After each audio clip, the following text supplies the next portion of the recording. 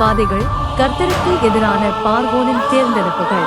மோசே கர்த்தரை நம்பி எகிப்துக்கு திரும்பினான். மோசேயும் அவனுடைய சகோதரனான ஆரோனும் பார்வோனிடம் சென்று இஸ்ரவேலரை விடுவித்து எகிப்தை விட்டு வெளியேற அனுமதிக்கும்படி அவனிடம் கேட்டார்கள்.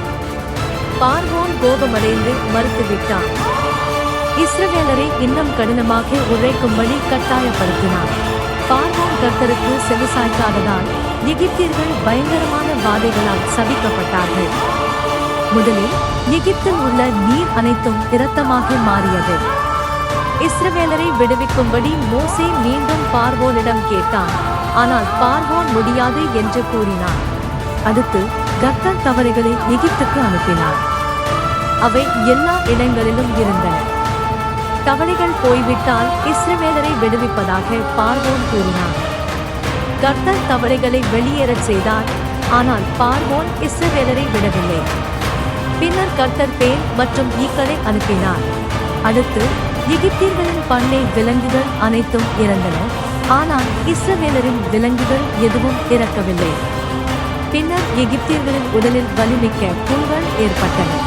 ஆலங்கட்டி மற்றும் நெருப்புடன் ஒரு பெரிய புயலும் எகிப்துக்கு வந்தது. இது பயங்கர அழிவை ஏற்படுத்தியது. பார்வோன் இன்னும் இஸ்ரவேலரை விடவில்லை. கர்த்தர் வெட்டுக்கிளிகளை அனுப்பினார். அவை எல்லா மக்களின் உணவையும் சாப்பிட்டன. பின்னர் 3 நாட்கள் இருள் இருந்தது.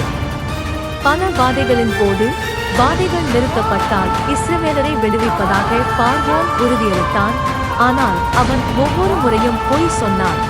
9 வெவ்வேறு வாதைகளுக்கு பிறகு பார்வோன் இன்னும் இஸ்ரவேலரை விடவில்லை.